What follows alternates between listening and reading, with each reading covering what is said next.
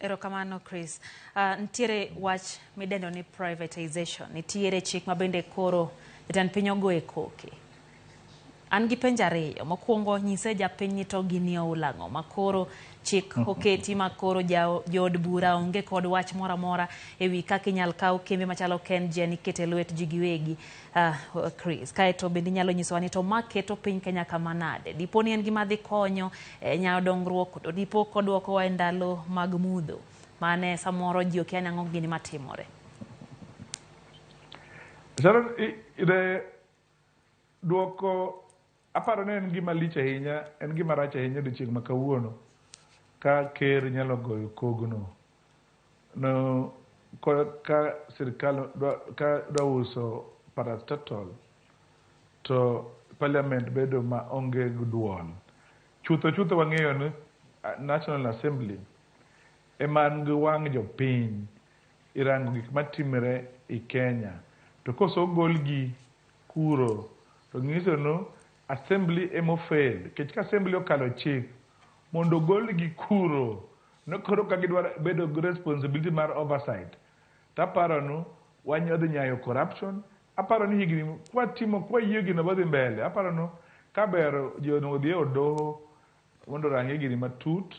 At Assembly bende ouso wa nikech gi fail in their responsibility.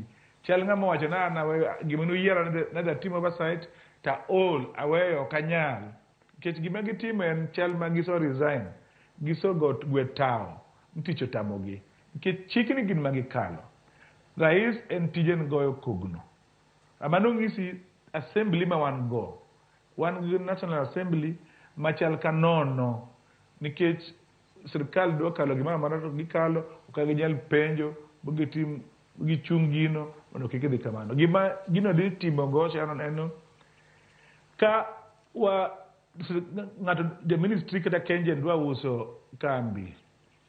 Tinyalo uso akuo na ng'ata kata ginyalo uso nje mane sirkal go bukawe giwegi nikech ng'ama bodhi timo uchunguzi bung'en gini ng'ama okawe nga okawe nadi biro bedo maonge. Koro chal ma paracetamol wa manwaso moso tiyo go pesa mang'eny dhi lwet jomoko manono mawakia and gino dhi nyayo mibadhi and gino dhi miyo jomoko dhi mew go pes jo Kenya to dhi bedo gima rach zaidi and chal mago ndambo wadok chien wadok kamane wantie higa mar 1999 kapok wabedo gi multi party ma ng'ama ne ni sirkal kata president executive go minister ne nyalo uso paracetamol ng'ama uso lawe to dhi adhiya ng'ama lawe onge. Taparo mano ok ber mar kama wantie mawaso go kang kadi kwasebedo katiba mar 2010 mawacho na gin nyakidajo dog jopiny nyakidajo dog jotelo kapok timo gimoro ma uso kambi ma jopiny.